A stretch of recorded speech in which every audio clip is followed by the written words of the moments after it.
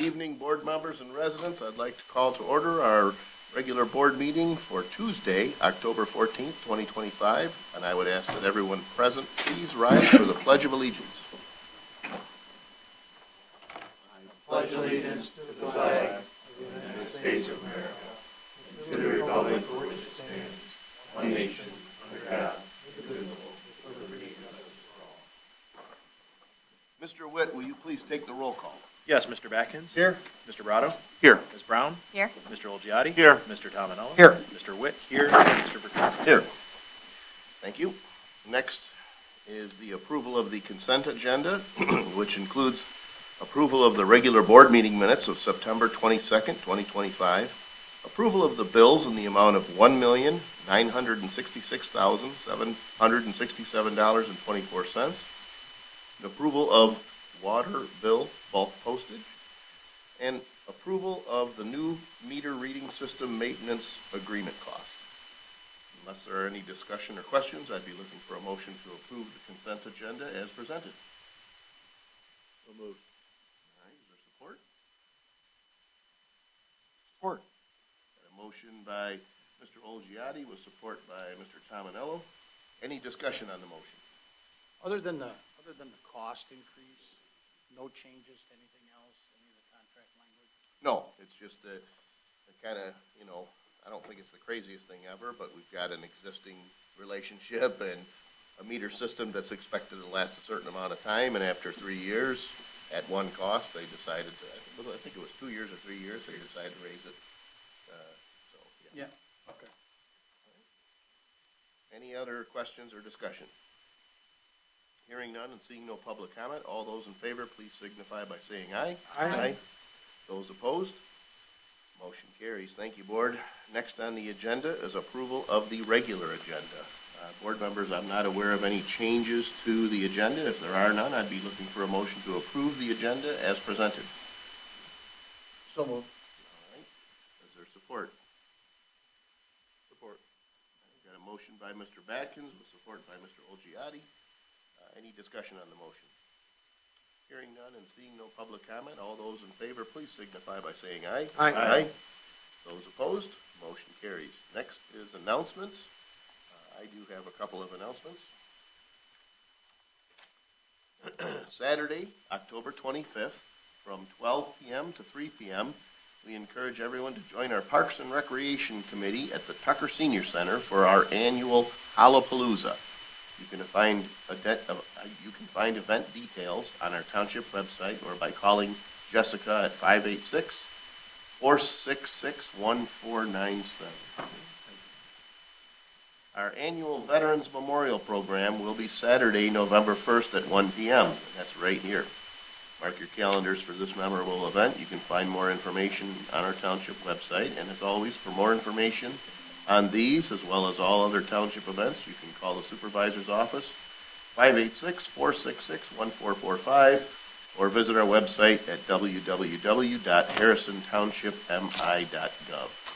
Are there any other announcements? Just one quick mention that we do not have an election this November in Harrison Township, so we are getting some phone calls because you'll hear it from cities that have odd-year elections, but Harrison Township does not have one. Don't show up at the polls this time. Yeah, right next door in Mount Clemens, they have an election, and we do not. All right, anything else?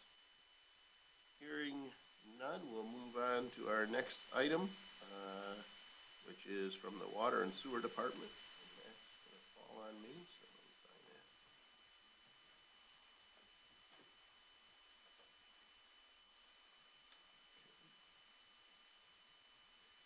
This is regarding our Hughes or our hydraulic concrete breaker.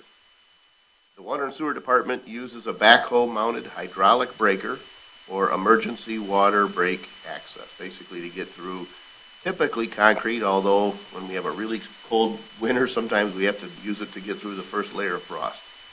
Our current hydraulic breaker was purchased in October of 1992, and it's used by mounting it on a 1992 Ford two-wheel drive backhoe tractor.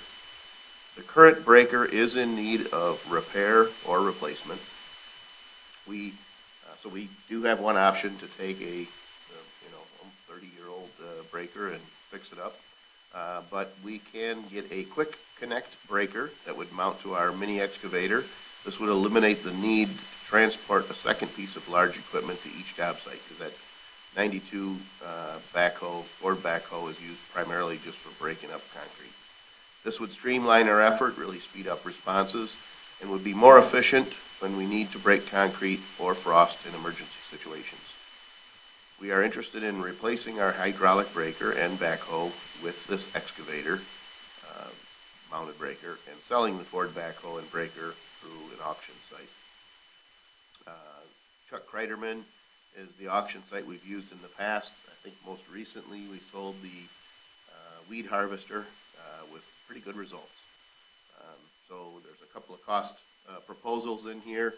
The low one is $10,690, so the recommendation is to approve the purchase of a CAT H65S hydraulic concrete breaker from McAllister CAT at a cost of $10,690 and authorize the sale of the Ford backhoe through Chuck Kreiderman and Associates.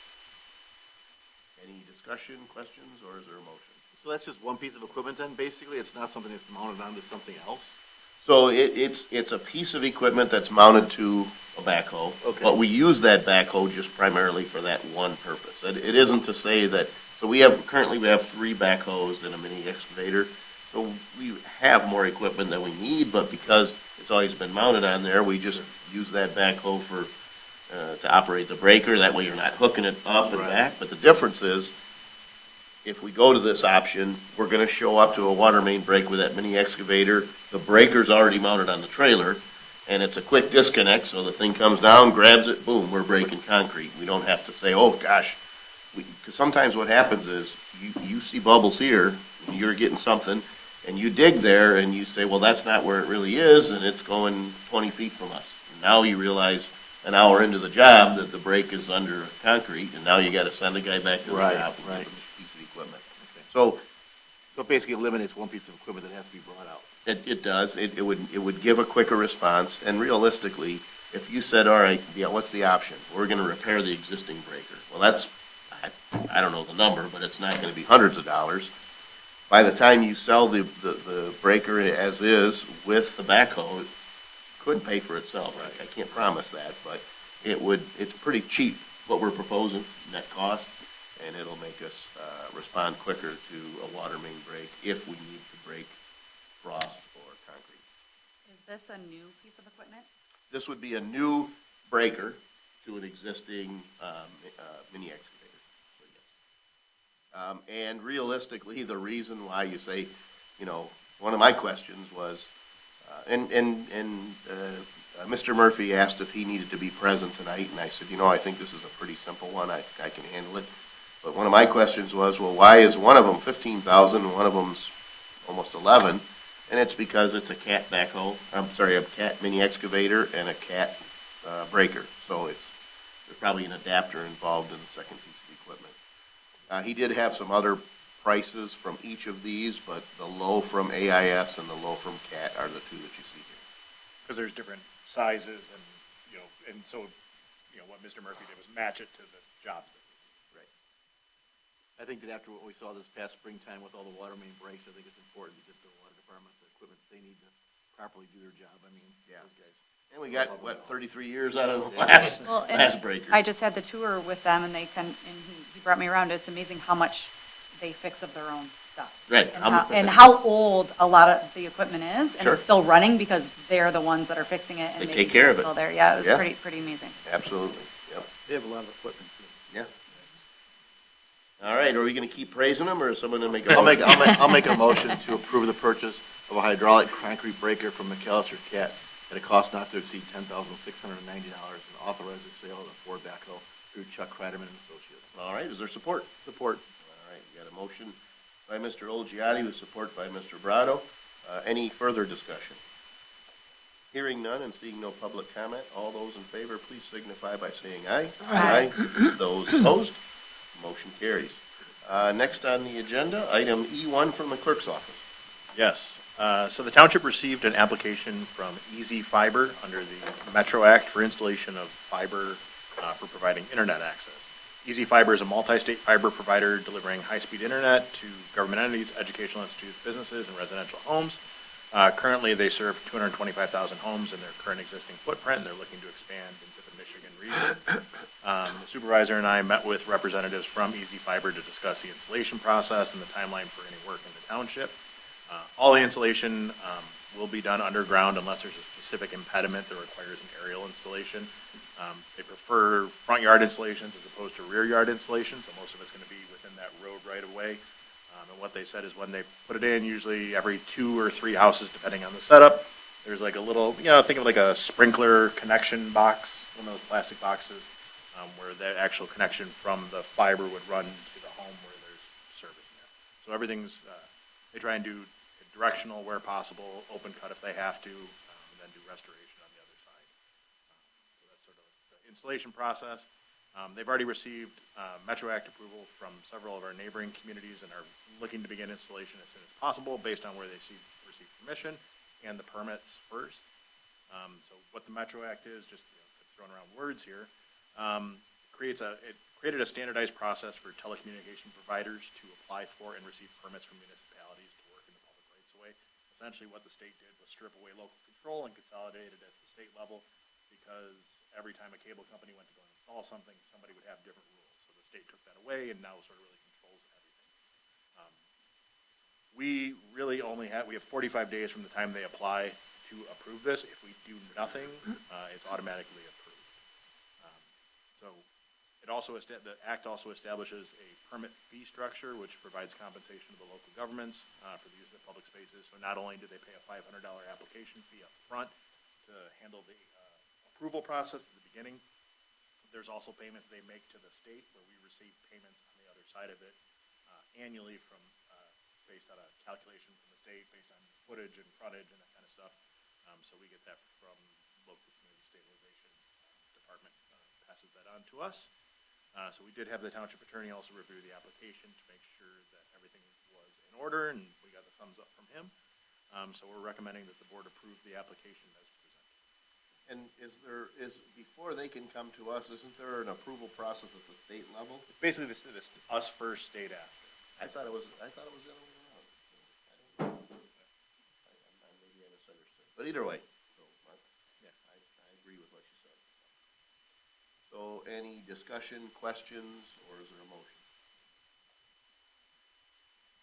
I'll make a motion to approve the Metro Act permit application from Easy Fiber as presented. Is there support? I'll support. Okay. Got a motion by Mr. Tominello, support by Ms. Brown. Is there any discussion? So can you, is the resident or the business person, they have to pay to Easy Fiber to hook into this? It's the same as Comcast. So think about this, yeah, when I was a kid, hey, cable TV is coming. Right. And they ran around, they strung a bunch of cable, and then one day you found out that you could actually buy it. And they said, well, my folks said, hey, we want to buy it. They came out, they pulled a cable from the telephone pole and hooked it to our house, ran it inside, and pretty soon we had MTV. And so this is kind of very similar, but this phase is, instead of them running cable in a bunch of poles, this is them burying fiber underground, about 3 feet, I think they said, but sometimes deeper if you have to go around something. And they're going to put these little, they call them flower pots, but little access points. And when all that's done, they're going to send you a flyer and say, do you want to buy high-speed internet from us? And this is our price, and this is what we offer. It's competition. Yeah, right now it's like $80, I think, for a gig of internet or 2 gig of internet. I think it's 89. 89 somewhere in there. Yeah, and we do have a representative Yes. here from Easy Fiber, so you're welcome to go on up, because when we're done with discussion, we'll ask for comment, and you can answer some of the questions also. But this phase, and like the discussion about restoration, and like, if I'm stringing lines on poles, there's really not a lot of restoration, but I got a bunch of poles in the air. What these folks are talking about doing is building an entire network underground, so that if you decide when it's all done you want to hook up to it, you've got another option for high-speed internet. And it's that, when they talk about in the board packet, things like restoration and, making sure, letting everybody know, putting out door hangers, mailers, this is more to do with that first phase, which isn't advertising what they can offer. It's to make sure that when residents say, why is there a truck in my front yard and he's drilling in the ground and this and that, that's their experience from making sure that they know what's happening in the neighborhood. And then once they get further along, this is like the first step in the process. When they come to the point where they're actually going to start doing installation, they submit plans to us and says, like, here's where things are going and here's where we'll be. And so there's a communication. Yeah. But Jonathan is here, and he took the time out of his schedule to come from a distance, and so I'll open it up for you. You can introduce yourself and correct what we screwed up or add to what we said. You got that. That was very accurate. Thank you. I'm Jonathan Carroll. I'm the Director of Government Affairs for Easy Fiber. I'm from Illinois, and so a couple of things I wanted to highlight to you guys as well is, if you look at our Google reviews, we're at 4.9% for the things that we say we're going to do. 4.9% or stars? Stars, sorry. Fair. So, we do what we say we're going to do. And so one of the things that we really do is we send a ton of mail before we start construction. I think it's 3 or 4 pieces.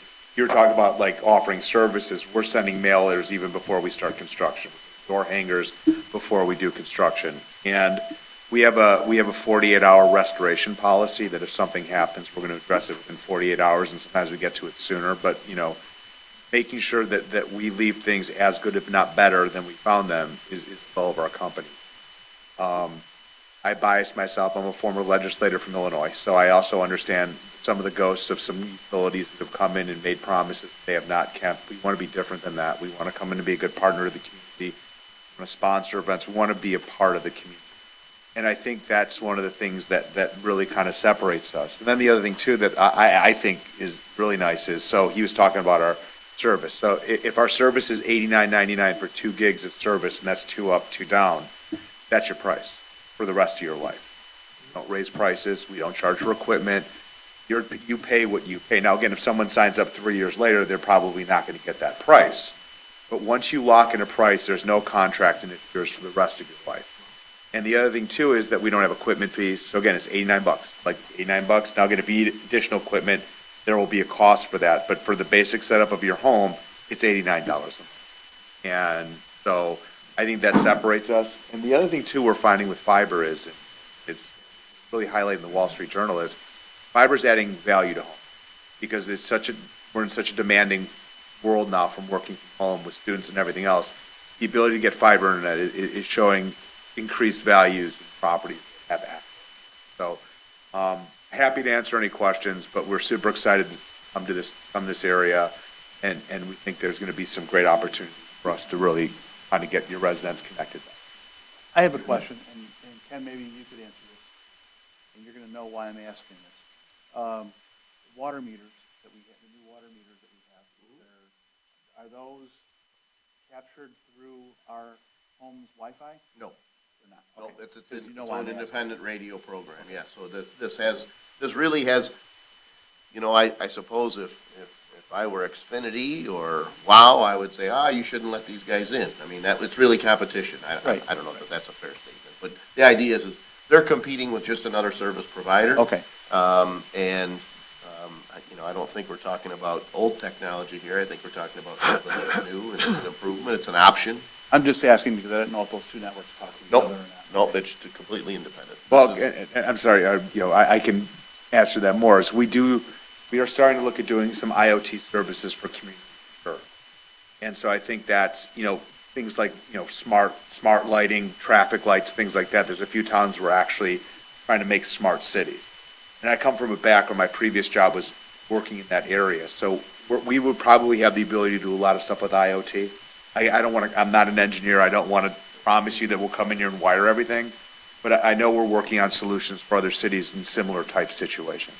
And I think to that point, if there is an existing network that covers the entire township, there may be, the current provider of our utility equipment is, you kind of buy it, it's got a life, and that's what it is. But one of the things we talked about was maybe a future system having the ability to replace batteries, right? And potentially ultrasonic measurement of water. It's very possible that when that next life cycle comes, for a future board to consider. You know, they may say, we don't need a radio system, we want to partner with that Right.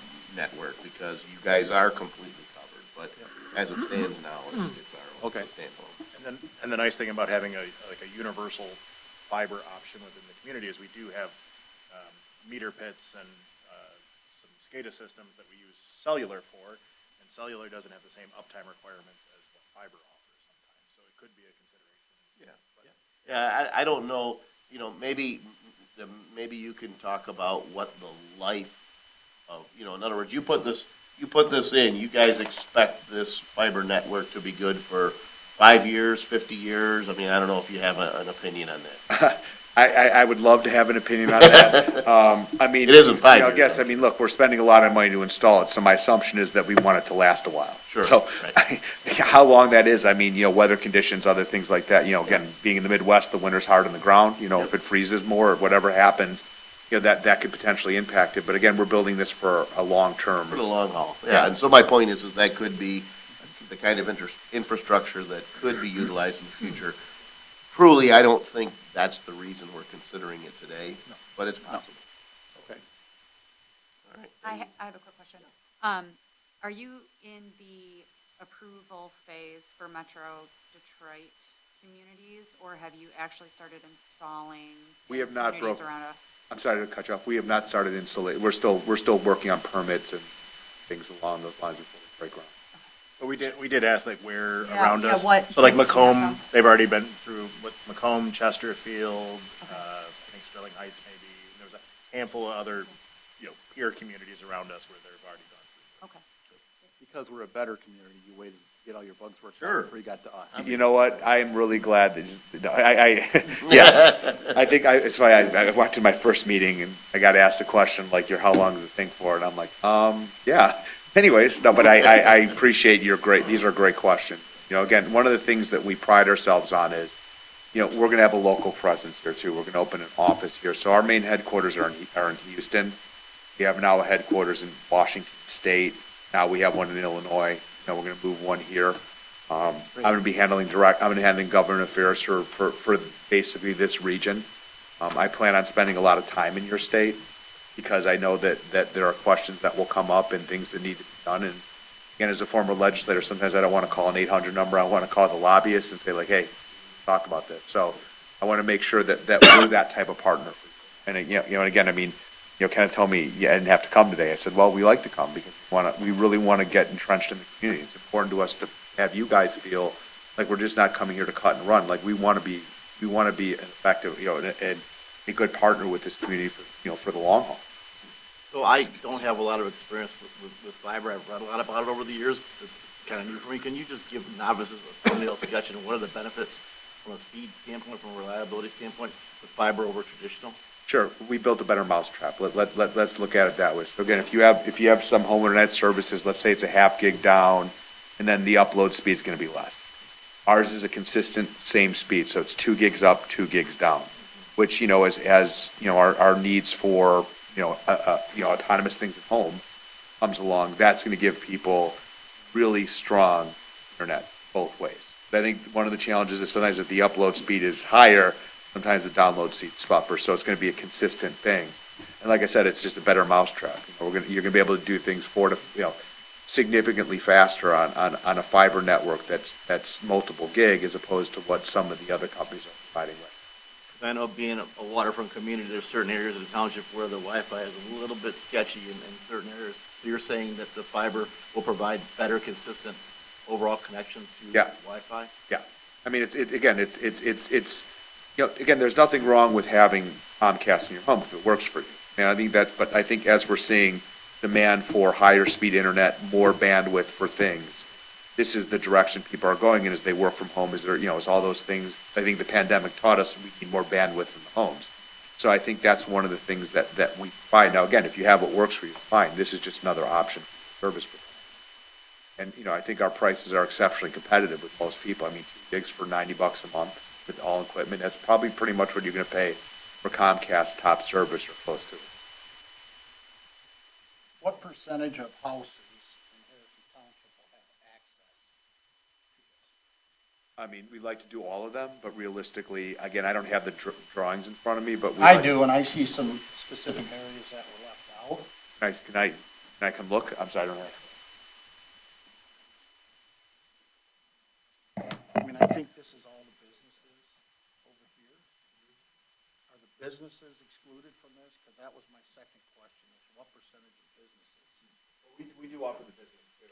So I'd ask you if you do respond, be at the microphone. Yeah, no, that's okay. That way it's picked up. Because sometimes folks are watching at home and they are thinking the same Well, question, and they don't know the answer. There's nothing on Executive or Production Drive or Irwin or any of those. So that's a question I would like answered, is to understand why was that omitted? And I'd also like to understand, just whoever drew this probably has some type of numbers of houses, either on a canal or a trailer park. Does everybody have access to this? So that's part of the requirements under the Metro Act, is they do review to make sure that all neighborhoods are being serviced in an equal manner. There is a business decision that is being made, but they do make sure there isn't like a redlining situation like you had in the past, where communities of, maybe a disadvantaged background don't have the same access to that kind of stuff. But every residential road in the township was highlighted there. Right. And if you read Exhibit C, it says, "The map provided intends to illustrate that Easy Fiber intends to build the entire city, business, and residential areas of the town. The red lines represent approximate routes we would take to deliver fiber to the home. We would like to confirm that we would utilize underground construction and install new fiber and newly placed conduits. There will be no aerial components associated with the project." So I don't know that this is a map designed with the primary purpose of saying, I believe it says, Easy Fiber will send the high and low-level design maps upon completion. But I think it stands to reason, if you're gonna put a presence, I mean, if you look at this map, if you're gonna put a presence in the community and you're gonna run what this map shows as fiber on some roads and mobile home parks that have maybe one park every 10 pads, it's hard to imagine they're gonna completely skip the entire industrial corridor. But our consideration isn't to say, well, you didn't get my house, so therefore I say no. It's under the Metro Act, it's kind of a different process. Well, as a trustee, our position is for all residents, right? 100%. Business owners and homeowners. And it says, the map provided intends to build the entire city, business, and residential areas of town. So I don't know that the graphic is as accurate as the verbiage. is what I'll say. Okay, I mean, I can understand not going into Metro, but I look at, it appears that McEnray has nothing going into it, nothing in the and I did see a calculation, and I'm sorry if I get the number wrong, but 487,000 feet of fiber, Right in the- approximately. Yep. the exhibit. And all of a sudden, there's another 50,000, 100,000, whatever that area is gonna be. Has that not been calculated in? That was just one question. I wanna make sure the whole township, as it sounds like it is, right? Yes. Okay, that everybody has the ability to get the better service if that's what they feel your service is. And trustee Backens, let me say too, like, look, our goal is to get people connected. So I think that we're in agreement. We want to make sure we get it to as many possible spots as possible. And again, I would assume that you had quite a presentation. I noticed the first thing I go to is insurance. There's 11 pages of where you talk about insurance. So, Mr. Huth and I had a little conversation prior to the meeting, and from a liability perspective, I want to make sure, heaven forbid something happened with the crew that's installing something, or they hit a gas line and it does something to a house, whatever that may be, is that our residents won't feel that. That's going to be on the backs of your company. Yes, Is that accurate? yes. Okay. Thank you. I thought so. I'm sort of good at insurance, but there's a lot of it, so that's why I asked Mr. Huth that. Who's going to be doing the work? I understand that, based on what I read, that if you assign it to somebody besides Easy Fiber, you have to notify the township? Yes. Is Easy Fiber doing the install at this point? It's going to probably be subcontracted out, but we will have Easy Fiber, managing. So we'll have our own employees managing the sites, but some of the work may be contracted out. And I would expect that, but how are you vetting those subcontractors? Like, their safety records, their performance record. I understand you guys have a 4.9. I won't use the word percentage. I'll use rating, which is a great rating, that you'll manage your subs the way you would expect your people to do it. But my concern would be is who we have working in our township, and are they covered by insurance, the same insurance? Do they provide it themselves? So I've seen a lot of underground drilling go bad, and I get concerned when you're talking about right-of-ways, and you're talking about road right-of-ways between a sidewalk and a curb that has very mature trees in it. Yes. You know, you guys are probably gonna need a couple drill bits, but I'm sure you got that calculated in. Yes. So I worry about things like that, because there's water lines and gas lines and everything coming the same place you're going. And I see you're gonna use dig, and you have some capacity to do underground radar. Yeah, we yourselves. actually, I'll tell you a funny story about that. In our headquarters, so we're in Elk Grove. Right now, our current Midwest is in Elk Grove, and got here, we'll have something as well. And so we actually went out and tested it, and ComEd actually mismarked their electrical wires by 500.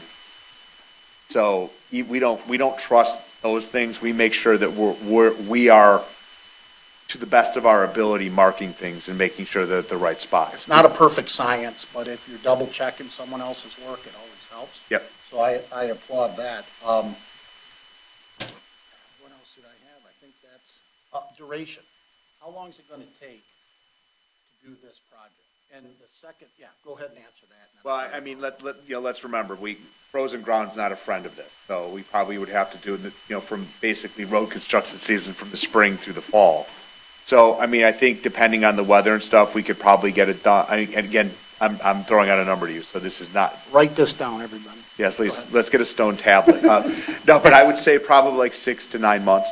Okay, okay. The application says they estimate 12 9 months, months. yeah. They estimate 9 months of work, but it could be interrupted by. Yeah, I did see that in there, but then I seen 15 years, but I think that was the cable Right. durability might have been the 15 years. Right. So can we expect any towers or anything to be erected to draw? Is it, where, I guess, where do you go with this fiber to connect to other fiber? Yes. Okay. Yes. We're not gonna have a big old tower that we gotta put a No, big no, no, mast no, on no, top no, or no. anything like that. There will not be a right? safe Ferris tower here or anything like Okay, that. all right. No, but we do like, like if you see in the right of ways, you see those, Yep. it looks like two bridges together. Yep, That's basically, they go in the right of way. And then, Okay. then everything else is underground, but that has to be above ground because obviously water and electricity don't always Yep. mix. okay. So, but other than that, though, everything else will not be safe. I didn't think so. I wouldn't want one in my backyard. so Right, just- but then, and then, like I said, so, in the front of your yard or, wherever the best access is, like like flower pot. That's it. So, Okay. we try to minimize as much as we can those I things. think it's a good thing to give our residents options. Are those typically put in the same area that the existing cable pods are? We like to go in the front. I mean, we prefer front access, but I think, again, we can work within whatever is necessary to get it done. So, Okay. Last question I have for you, sir, is what percentage would you say that there is that your office in Michigan will be located in Harrison Township? 1,000%. You have, no, I. You don't have to answer that. That was a joke. Well, so. I mean, listen, if you guys are this nice, maybe that's. We've got some space, so. Get an office for it. Yep, Okay, we do. I will put it, I'll tell you what, it's off my pay grade, I'll put it on someone's radar. No, but thank you for all the information that you provided, and thanks for the answers that you answered my questions, and we have a motion already, right? There is a Okay. motion with support. Yep. Thank you. So any other questions for the representative? Is there any public comment? So we'll ask you, Jonathan. No, so we always, before we act on any motion, we open up the floor for any members of the public who wish to ask or anything, so that if there's something we missed, maybe a member of the public caught something that we didn't. C. William Bardell, clean cut, do-gooder boy next door, 50-year tradesman. I just want to ask you, are there going to be any of those ugly poles that are never plumb and 90 degrees coming out of the ground. What ugliness are we going to see coming out of the ground? That's my first question. You can answer it later. And why wouldn't you go into the geothermal, which maintains 55 degrees all year round, 7.5 feet in the ground? Why wouldn't you maintain a geothermal instead of 3 feet? Is my other question. And my big concern is you see other fiber companies and whatever, they got those white poles with the red caps on. They're never square and they're all over the place. They look like HE double hockey sticks. So I just want to know what kind of ugliness we're going to see above ground. So if it's underground, we don't see it, and it's in the geothermal, I'd say hats off to you. But all the other details I would like to know more about. What's why you're not in the geothermal, 7.5 feet underground, which maintains 55 degrees all year round, and also what are we going to see above ground that's going to be an eyesore? Because certainly you see all those white poles on the highway and here and there and on Metro Parkway and all this, and they're never square, they're never plumb, they're never 90 degrees. And being a tradesman for 50 years, that drives me bonkers. So anyone who's an engineer or a tradesman knows the feeling. So thank you. Is there any other public comment? Hearing none, we'll close the floor for public comment. There were some questions asked that I feel like the representative from Easy Fiber would be easiest to answer. So to remind you, do you have any above ground ugly poles? No, as I mentioned earlier, everything's underground except for our box that right away about the size of. Okay, there was also a question, why not 7.5 feet deep? Not me. I can't answer that. That's where they bury fiber. Yeah. And will you have ugly markers? No. Okay, good. All right, any other discussion, board members? Hearing none, we've got a motion by Mr. Tominello, with support by Ms. Brown to approve the permit, the motion you heard. All those in favor, please signify by saying aye. Aye. Aye. Those opposed, motion carries. Thank you, board, and thank you, Jonathan, for joining us. Thank you guys, and yes, you will have my word, I'm going to do what you Thank you. All right, next on our agenda is item F1 regarding some insurance. Currently, we have experienced some difficulties while administering disability benefits for employees. We have met with our insurance broker, and it was suggested that we should look at other carriers. So our broker did go out to the market. The Hartford provided a competitive proposal for our insurance, which would save us over $38,000 than what we're currently paying annually for the same coverage. Understand that that's a combination of insurance benefits for general fund employees, water and sewer employees, fire, and some limited benefits for some retirees. Our broker tells us they have experienced that Hartford is a good company to work with. We've been with the standard for quite a while. But based on some of the frustration from the folks that work with it and the savings, I recommend that we direct the supervisor and finance director to move our life and disability insurance from the standard to the Hartford, effective January 1st, 2026. I'll make that motion. All right. Is there support? Support. All right. Any discussion on the motion? Yeah, how often do we shop the disability and the insurance? Yeah, that's a Yearly? good Is it question. yearly? It is not yearly. I believe we've been with the standard probably as long as I've been supervisor. You know, this has probably been driven more by a service issue than anything else. Yeah, the biggest part of it was administering specifically our firefighters' benefits. They are the people that end up more on the job injuries than our other departments usually. And because of the hour structure that they work, it has been difficult to administer with the standard. They didn't understand how we did it, and it was really just cumbersome. We had a meeting with the Hartford directly, and they said they're pretty familiar with emergency service workers and how they're paid and that kind of stuff, and so they can should be easier to administer that part of it, really where our heartburn was. Yep. And also with our agent, part of what he was saying was, municipalities are usually like a subgenre of insurance coverages. And so sometimes companies just don't want to be in that market. And so it moves back and forth, like who's in, who's going to be competitive, who's going to be low, and, it's sort of lined up with everything. The reason I was asking is because when it comes to insurance, I try to shop my insurance every year, and I've never seen it go down 35% in general. So I was wondering if this is something that we should start looking at on a yearly basis. We should look at it more often, rather than just, a lot of times they just have automatic rollovers on the first of the year unless you request more quotes. I was just shocked that, I thought $35,000 was a very, very large number. Yeah, to be fair, and I'm trying to think of the timeline when this occurred in relationship to your time as a trustee.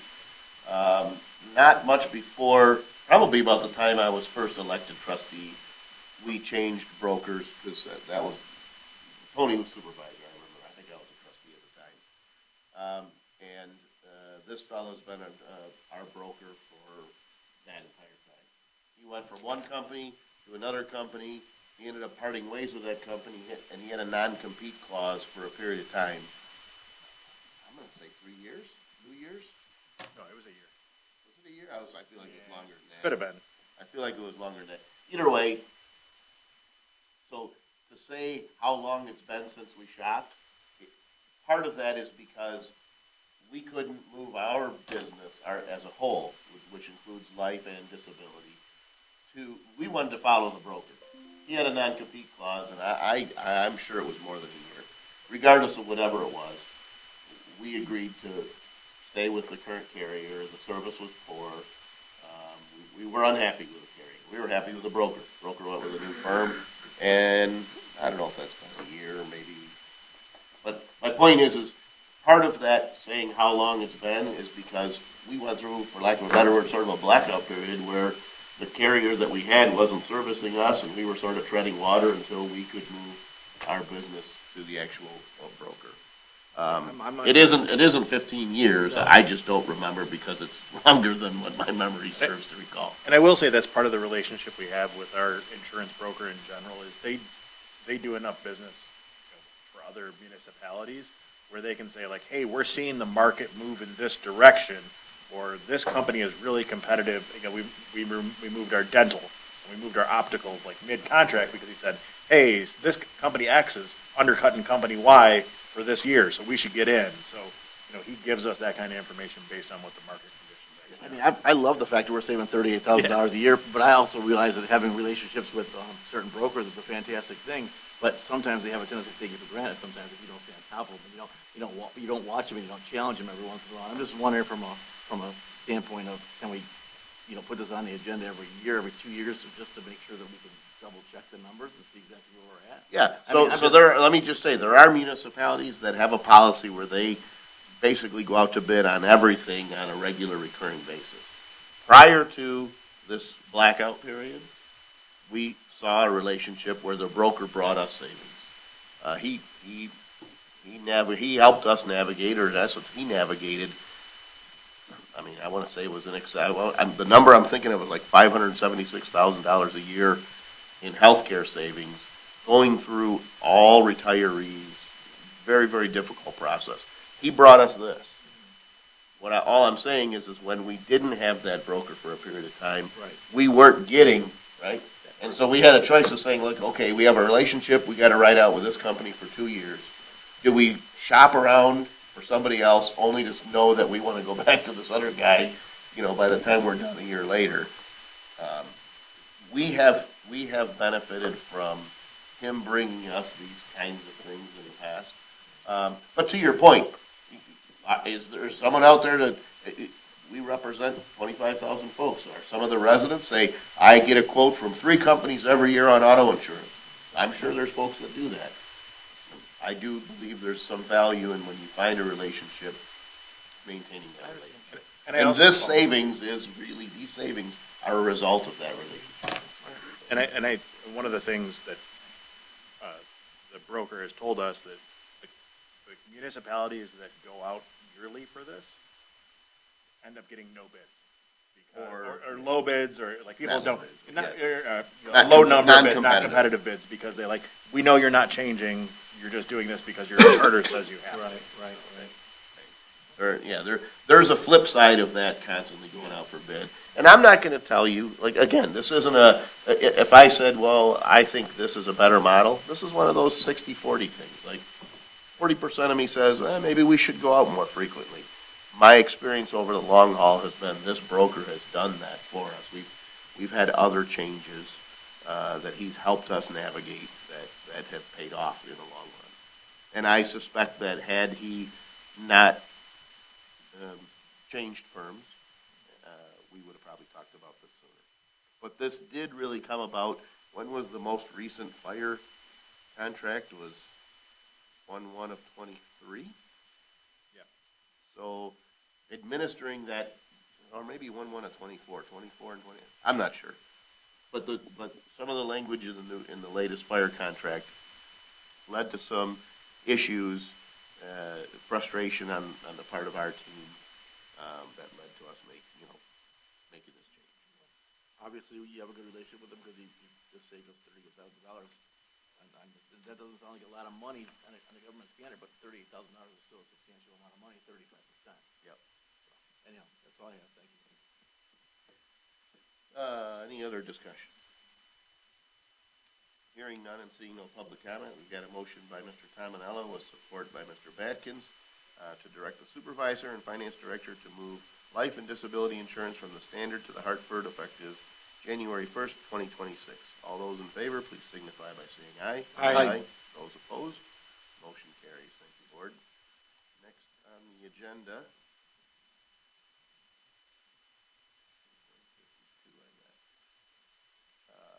This is regarding bike path design engineering. And board members, I did send you an email this afternoon about this. So we've been awarded a $1.1 million grant. This is the earmark or congressionally directed spending, thanks to our Congressman John James, to construct a multi-use path along South River Road from Bridgeview to L'Anse Creuse. Prior board action involved applying for this grant and discussing it. So the next step is to begin design engineering. We solicited bids, and we solicited those bids with the help of the Macomb County Department of Roads. I'm go off script here a little bit. Congressionally directed spending is federal spending. Federal dollars for this bike path, I'm gonna probably screw this up, but kind of runs through MDOT, and the federal government doesn't recognize Harrison Township. They recognize Macomb County because townships don't have responsibility for roads, and these are tied, I think, to some road funding. Whatever it is, anytime we've ever gotten federal funds for a bike path, the county kind of has to be our big brother and help administer the program, and sometimes they charge us a small percentage fee to do that. So when we began the discussion on this, we engaged with Macomb County, the chief highway engineer, and MDOT, and while historically our engineering firm will put things out for bid, because this was engineering, we'd ask for help from Macomb County Department of Roads. We don't have a subscription. We don't have a purchasing department that manages this solicitation. So we prepared a bid spec, and we gave it to Macomb County Department of Roads. They put it out, and in that bid spec, we said that we need you to respond by sending your bid proposal to Adam Witt at this email address by this date. We received bids from 3 firms: Manick Smith Group, Fleece and Vandenbrink, and AEW. AEW had the lowest price of those 3 bids. I should say we identified 5 tasks that needed to be done. The first 3 we asked for a not to exceed, like a fixed price. The 4th and 5th task we know are coming, and so we asked for some sort of cost estimate. Let me describe that. there's a finite amount of work involved in designing the path and going out and surveying the ground and looking for where ditches are. And then saying, okay, should we move the path here or move the path there? And while that's, that's engineering work, that's something you can kind of ask someone to predict, based on prior experience. When you go across somebody's front yard and there's a little corner of their yard that we need an easement for to be able to put the path in, it's hard to know in advance how many little corners there are. It's hard to know in advance what those people might ask for and what those negotiations might be to acquire easements. So tasks 4 and 5 had more to do with what kind of costs are associated with getting easements and permissions to build in areas that are unknown. And we wanted that at least in writing, because we don't want to pick a firm and then have them say, oh, well, I had charged $1 million per parcel to negotiate for easements, and you think, well, shoot, I wish I'd have known that up front, because maybe I wouldn't want to work with you. So the first 3 tasks that we identified were really the costs that we're focused on awarding, because that's the getting the process starting and designing the path. So AEW had the lowest price for the first 3 tasks associated with design engineering at $95,100. The other 2 bids that we received via email were $119,500 and over $211,000. So we looked at that. I put this on the agenda. Shortly after I published the agenda, I received notification from another engineering firm, Spalding Decker. They are currently the firm that we are utilizing to design some bike path along Jefferson and the spillway pedestrian bridge along right next to Jefferson. So Spalding Decker, we've been engaged with their firm for, I don't know, a year or more, working on that path and getting permits and permissions and going through the design process. They approached us and said, hey, we submitted a bid, and they sent us proof, a picture, a screen dump, and evidence that they had submitted the bid electronically. It's impossible for me to know if the way the county solicited those bids made it possible for them to bid or something like that. So I called the county. I said, we're kind of, first of all, I was surprised we only got 3 bids. We have 10 firms bidding on our engineering, but only 3 bid on what I would say a pretty, garden variety bike path project. And so I said, is it possible for us to know? And they said, we don't have any evidence. We can't tell anything. We had this turned off and that, and we don't know what happened. And that's outside of my control because these people don't work for me. So they said you should probably ask Spalding Decker to, investigate why it allowed them to accept their bid, because according to what we said, they couldn't have submitted a bid. And they said, well, here's our proof. So they said, what should we do? And I said, well, send me your bid and let me look at it. I can't tell you what to do unless I know. And because our agenda was probably published Thursday, I received notice of this, and on Friday, I received their proposal.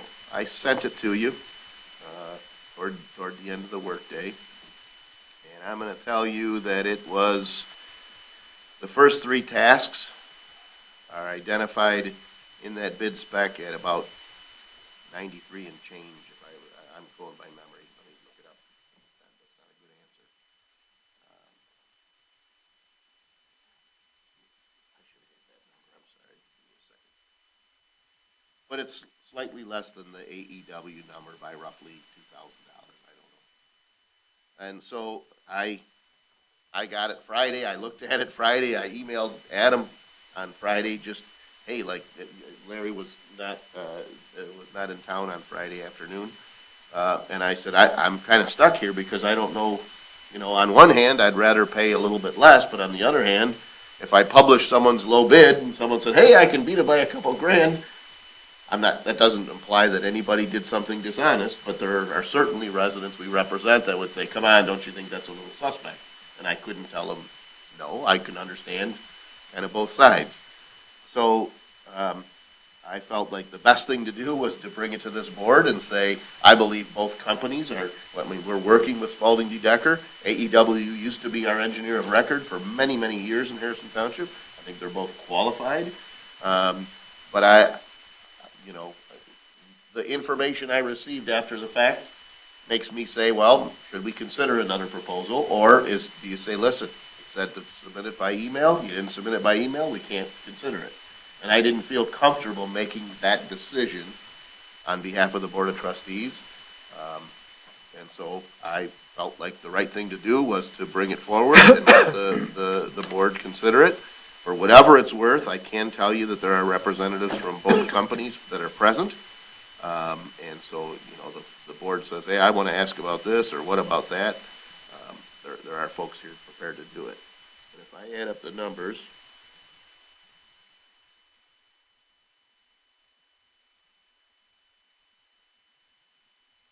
oh, geez, that's not right. 37, 601 plus 54, 426, 54, 426 plus 4, 5 equals. I got 93, 479 for what I believe are tasks 1 through 3. So 93, 479 versus 95, 1. So financially, probably a wash, but one is slightly lower. We have experience with them, but the bid packet was pretty clear that the way you should submit the bid is via email, and for whatever reason, we didn't receive the email. So, you know, I'm kind of looking for some direction from this board. And I can say that I am comfortable that either firm, I believe, is certainly qualified to do the work. So what is the attachment that, this picture, the screenshot, it's showing submission? Yeah, so the Is this a portal? Our bid went through the county's portal, Yeah. and those portals are set up to normally accept bids Electronic. electronically. In our bid packet, because we don't really use that, we said email to the clerk, a more traditional fashion. And we said- Non-traditional. Well, traditional for us. Right. Non-traditional for the rest. The majority of these firms are used to typing it in, hitting send, and boom, it goes So electronically. they did it this way, and they did not email it to you? Right. That's what we, and I'm, for whatever it's worth, that's what we believe happened. Okay. So we went to the county and said, and frankly, just for whatever it's worth, I was a little surprised we only got 3 bids. Sure. When we've been talking to 10 firms for the last month, and who all said, we would love to do your engineering.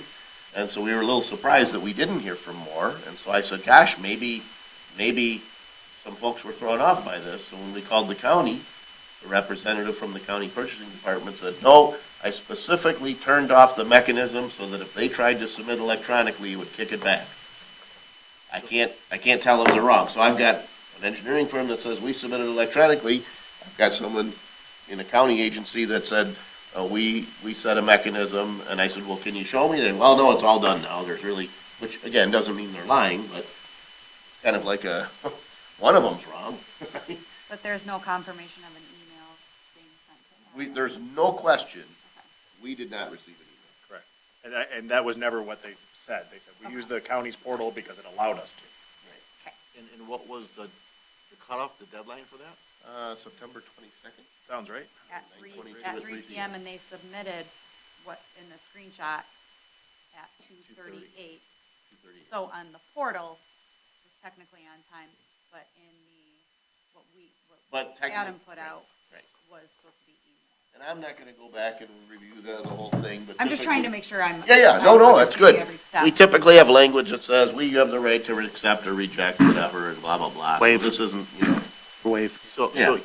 you said that you were dealing with, you were put out bids to 10 different, had 10 different companies that were looking at it? Are you sure that So more? let me back bids- up. Go ahead. Let me back up, I'm sorry. All right, sorry. A traditional way of soliciting this kind of work is utilizing these almost like websites or, you know, broad-based things where if, you know, we had an engineering company, when Larry's our guy, Larry checks it every day and says, hey, there's a project over in Grand Rapids, we should bid on this, or whatever that is. So these bidding sites have become the norm or the standard.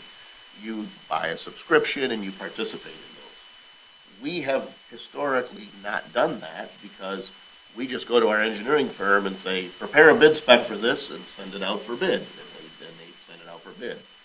In this case, because this was a larger project, we said, well, I don't know if I want to do that. I want to send it out for bid. And since the county has to be our big brother we'll prepare a bid spec, give it to you, and you put it online, right?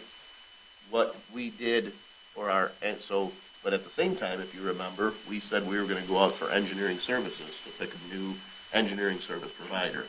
In that scenario, I took a bid spec from Sterling Heights. I kind of modified it to meet our needs. I gave it to this board. You said that's okay. I emailed Public Services Director. I emailed the attorney.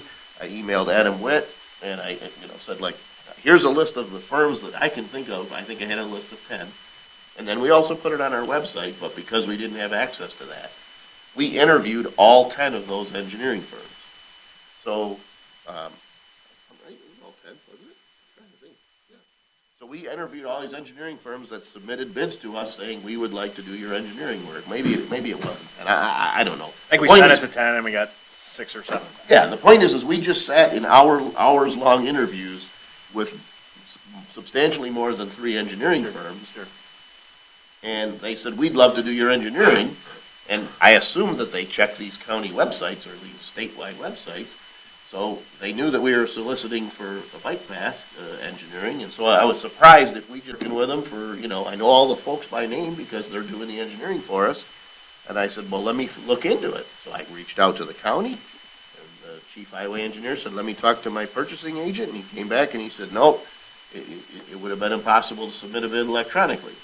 Well, either the engineering firm's lying or the purchasing agent's lying or there's some weird thing in cyberspace, but there's no way for me to answer that question because I said, can you check to see if anyone else submitted a bid? And they said, no, it's impossible. We can't do it. And what I say, like, you're lying? I can't kick your door in. So I'm stuck with this dilemma. And really where we are tonight is like, in our conversations on Friday, we didn't feel comfortable making that decision ourselves to exclude the lower bid Right. that came later. Just because it came later, we thought the 7 of us should work together. If the feeling of the board was, listen, can't consider that bid because we didn't even learn about the bid until after we published the 3 other bids, I would respect that. I could understand the board saying that's not fair. I don't think we should do that. If on the other hand, the board said, hey, I'd rather save money and deal with a company that we're already dealing with, so when they come in to talk about Project A, they're talking about Project B at the same time, which saves time, I could understand that decision too. I wasn't comfortable saying, I think this is wrong and this is right, or this is wrong and this is right. So I'm really truly looking to the board because I feel like this is one of those, 50.1% decisions, right? So what is our time frame in terms of having to make a decision on engineering company? The short answer is, we're not forced to make a decision tonight, if that's what you're asking. We're not up against a timeline, a deadline. The longer answer is, obviously, the longer we go, the less distance that $1.1 million takes you, and, the more money that we're kicking in. The county has committed to some matching funds because a certain amount of their state funding has to go toward non-motorized paths. So they've agreed in principle, or, we'll help fund this. But can we make a decision tonight? Yes. Can we table this? Yes. But I think if we, I'm sorry. Go ahead, Adam. I was just gonna say, I mean, tabling it's not gonna change the underlying facts. It's a Right. difficult decision, right? And again, they're both good firms that I'd be happy to work with. I think the goal is to try and get this designed and bid out for next year's construction season. So, if possible. So any delay could limit our, access to certain people doing construction.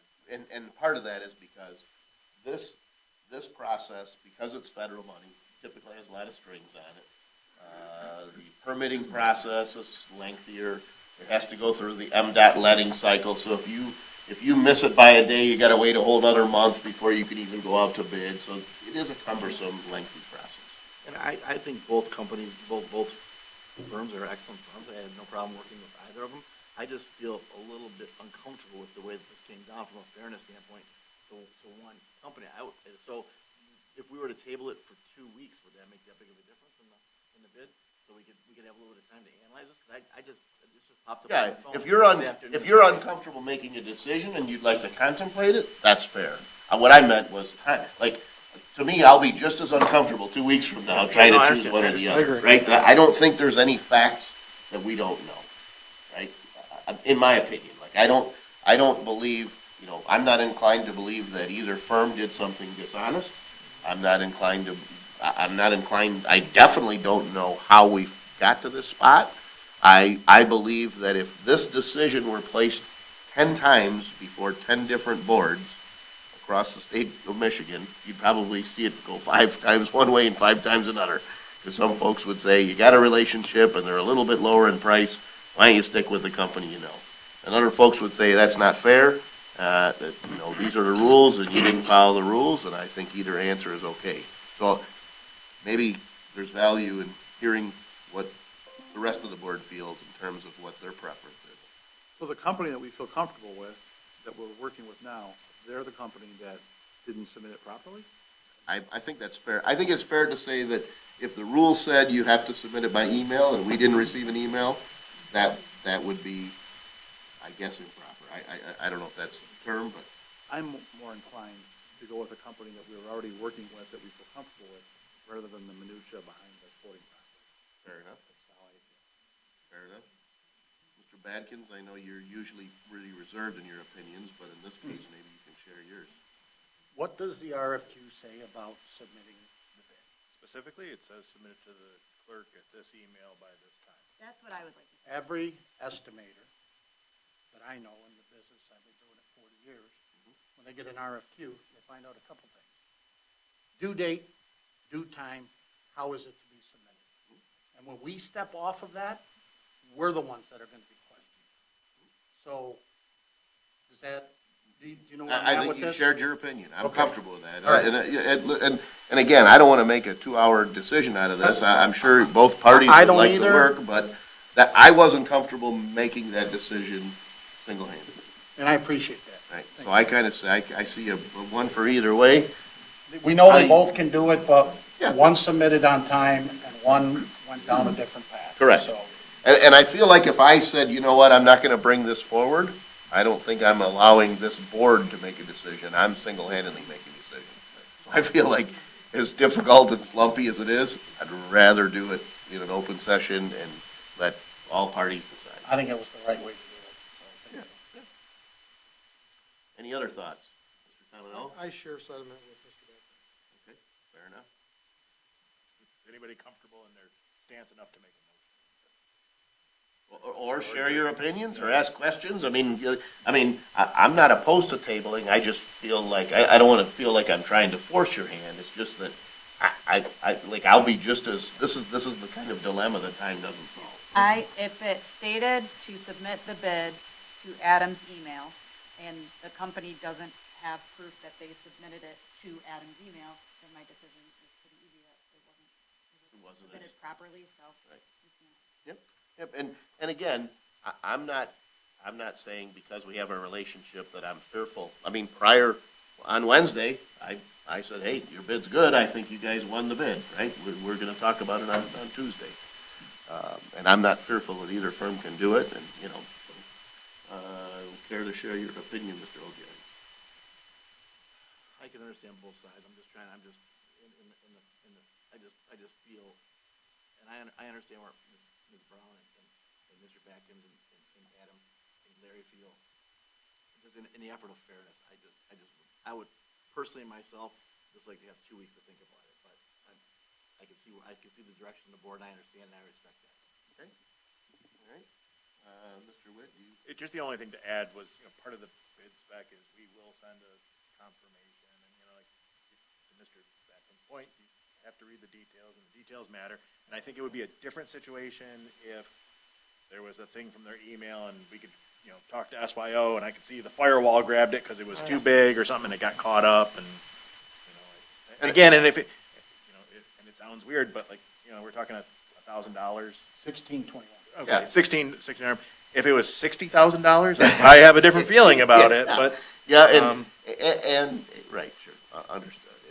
This is and I would also say, if I learned about this before I published the 3 bids, it would give me a different level of pause, right? I might think about it differently.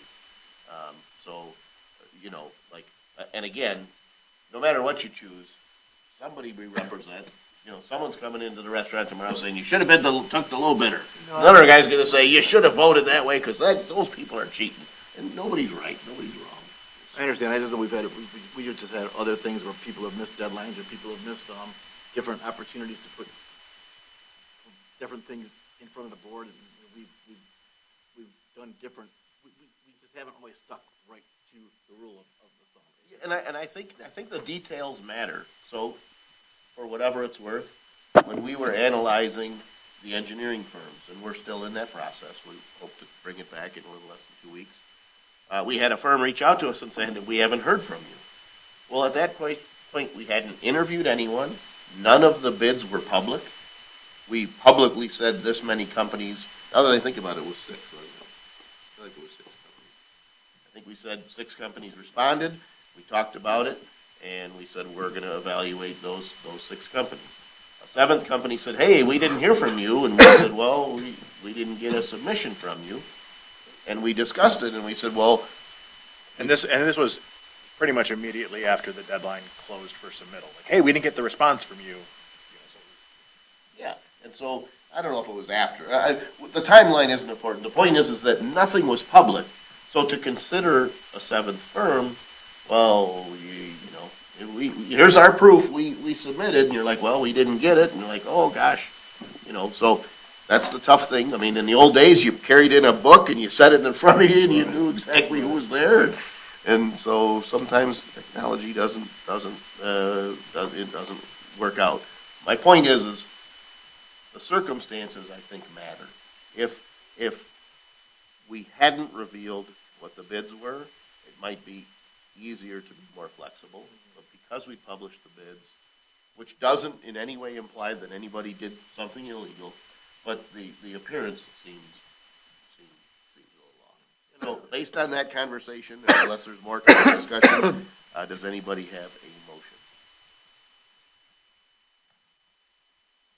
That's why I love not having to make motions. Larry, grab the gavel. So are we making the motion I feel like a motion is to award one or the other. okay. So one firm or the other firm. That, to me, is the appropriate motion. I will make the motion to award the South River Road Multi-Use Path Design Engineering to AEW at a cost not to exceed $95,100. All right? Is there support? Support. All right, we got a motion by Ms. Brown with support by Mr. Badkins. We had a mess of discussion, and we will open the floor for public comment, but before we do that, is there any further board discussion? So, we will open up, if anyone is present who wishes to make public comment, we'll open up the floor at this time for that.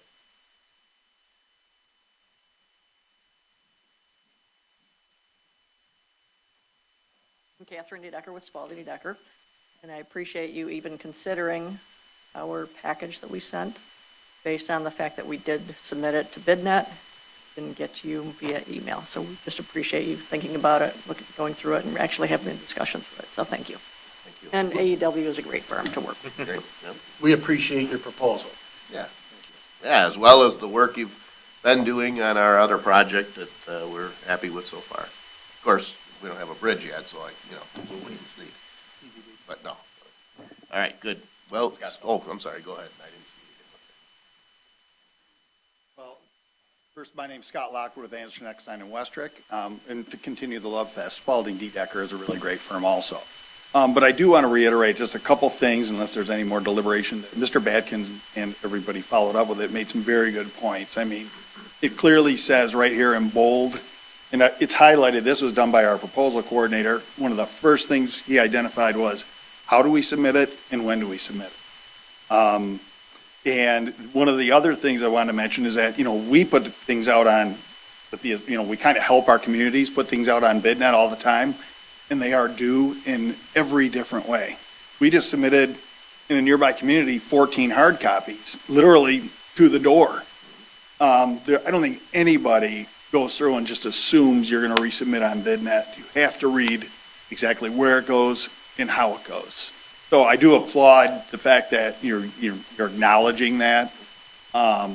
So that was just kind of my 2 cents, and I appreciate your thorough discussion. All right, thank you. Seeing no other public comment, we'll close the floor for public comment. Any further board comment?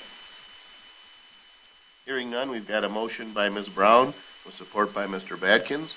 All those in favor, please signify by saying aye. Aye. Those opposed, motion carries. Well, thank you to both of you for coming, and I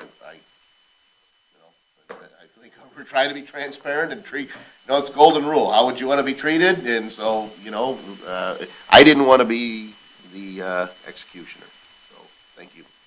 All right, next on the agenda, item F3 regarding the Murdoch Ballard drain. Let me back up to that. So the Macomb County Public Works Office has been a great partner in maintaining our county storm drains, maybe not forever, but since about 2017. The Murdoch Ballard drain is in need of extensive cleanout and maintenance. The total cost is estimated to be $276,500. The Public Works Office will split this cost with Harrison Township. We have paid an assessment on this drain annually since calendar year 2019. The existing funds that have accumulated, along with our current year and next year's anticipated assessment, will cover our half of the cost for this work. Therefore, I recommend that we direct the supervisor to authorize the cost share agreement for the clean out of the Murdoch Ballard drain as presented. Make that motion. All right, is there support? I'll support it if you tell me where it's at. Yep. So, actually, in a good well, here, I'm gonna pull it up. I mean, it ends at Luigi's, basically. Yeah, so, and I don't know, I should say this, I do believe the canal across the street from the pump station is a part of the Murdoch Ballard. They haven't been able to get boats there in forever. Correct. So let's talk about that. One of the things right away I said was, if it involves cleaning out that canal, then I feel like there should be a special assessment. So I made it clear to Public Works Office that I don't, it's a drain, and that's cool, but there's in other words, if we're dredging a few feet of material and pretty soon someone's got, access to the lake, that's really, really affecting a couple of residents. And so I said, I'm unwilling to move forward without discussing a special assessment.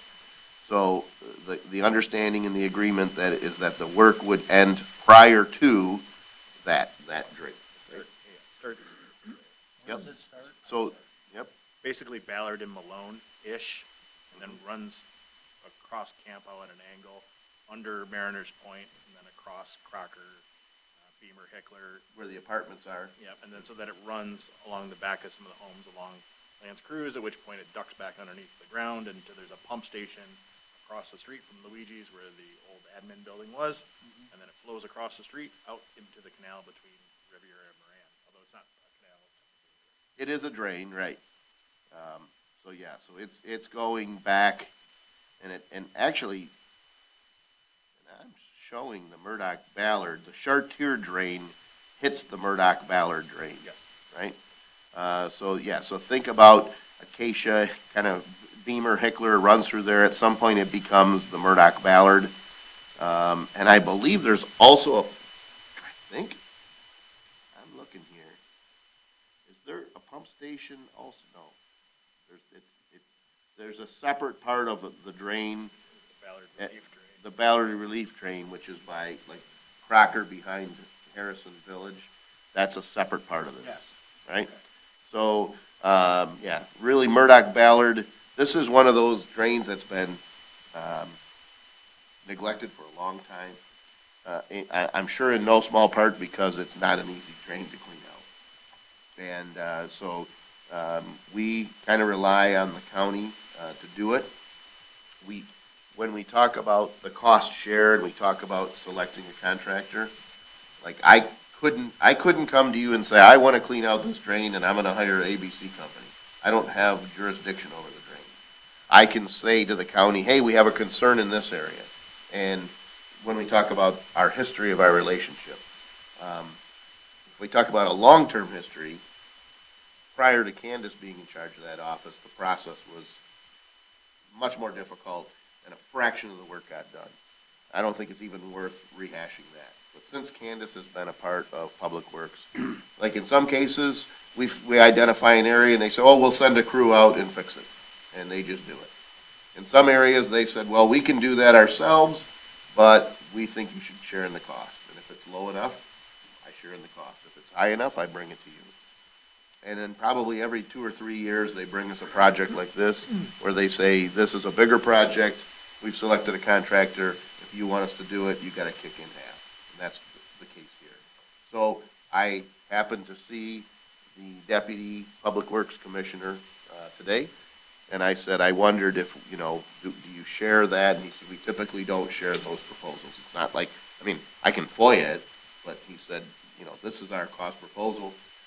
If you want to do the work, you partner with us. If you don't, we don't do it. The reason I specifically asked for that was I wanted to understand, because it sounds like to me, we're gonna be in people's backyards digging stuff up. Yep.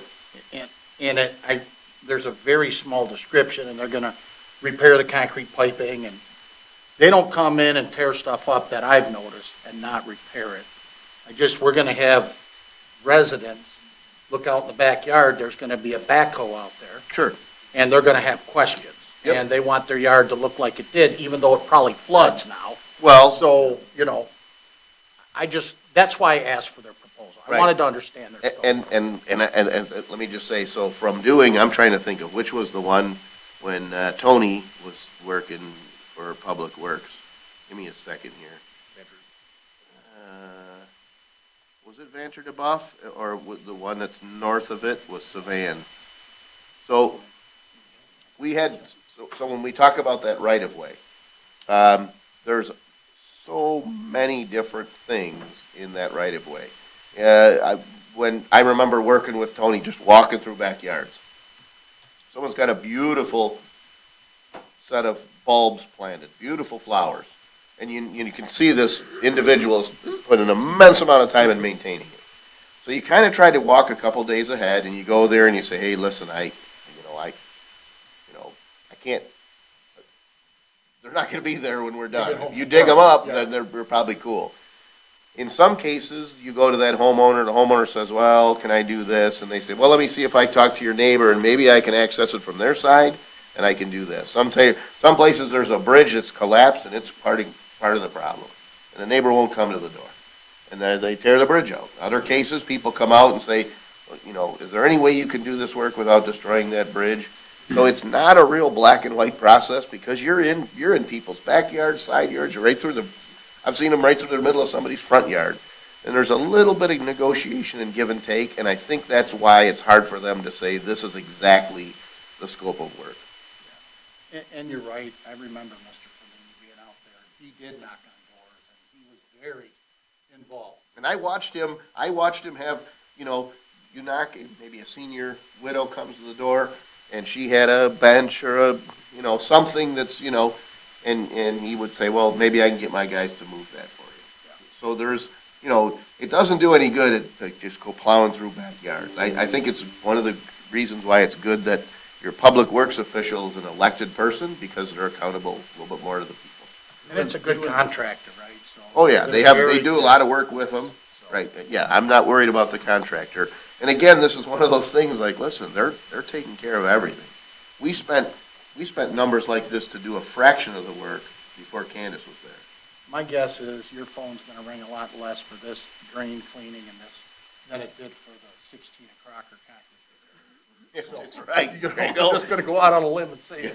You're probably right. And now, and I was speaking with the supervisor, now's a great time to clean drains. My sons and I were walking, and the portion of the drain that runs through the 155 acres is basically bone dry. So you can get equipment in there and Yep. do work without, being muddy mess, with water levels what they are. Yeah. And again, this isn't something they have to manage. They've got folks that manage this. They're gonna negotiate not only with the residents, but with the contractor. Yeah, we went through it on the drain that we live on. Yeah. And they were fantastic. Yep. It makes all the difference. Yep. So, this does cost us $138,250. That's the estimate. That's what the cost is. The spreadsheet that was included below shows how, over a period of time, funds have accumulated in their assessment of this particular drain. And That's a good document. Yeah. That's a good, that tells the story. so. Yep. Yep. So, discussion. Public comment. Hearing none, all in favor, please signify by saying aye. Aye. Those opposed, motion carries. Excuse me. Thank you, Board. Next on our agenda is public comments. I'll make it clear that following public comments, we do have item H1, which is a closed session to discuss the potential purchase of property. However, as our policy, instead of making any members of the public wait until after the closed session to offer any generalized public comment, we'll open up the floor for public comment at this time. It'll be about any subject that you wish. We ask that you limit that to 5 minutes in length. After public comment, we will recess for a brief period and go into closed session.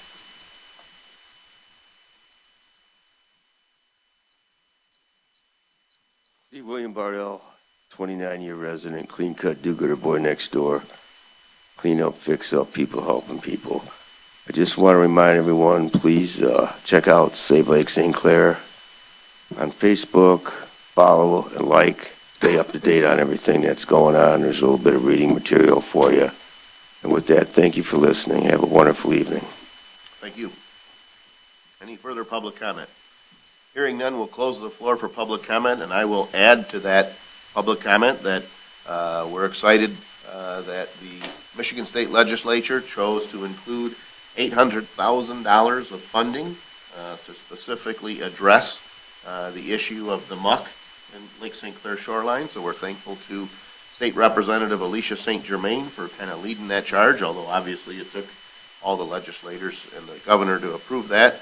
And I think, in the next week or so, we've got a meeting already scheduled, multi-jurisdictional, to talk about how do we approach this, how do we dedicate and use those funds to help deal with M. Walleye, formerly known as Lingbaya.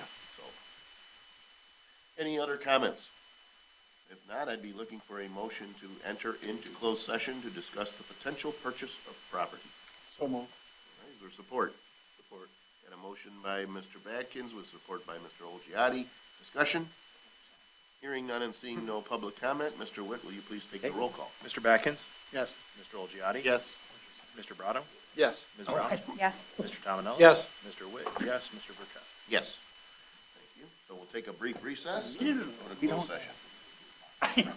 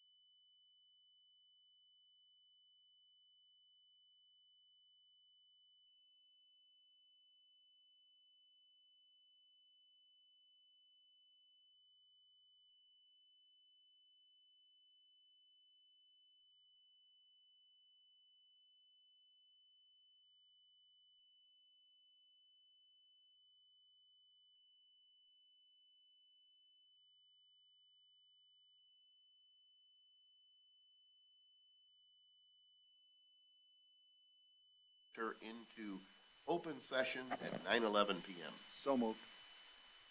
Is there support? Support. I got Mr. Brotto. I got a motion by Mr. Badkins with support by Mr. Brotto to enter into open session at 9:11 PM. Discussion, board members. Hearing none and seeing no public comment, Mr. Witt, will you please take the roll call? Yes, Mr. Backens? Yes. Mr. Brado? Yes. Ms. Brown? Yes. Mr. Olgiati? Yes. Mr. Tominelli? Yes. Mr. Witt? Yes. Mr. Verkowski? Yes. Be looking for a motion to proceed as discussed in closed session. I'll make support.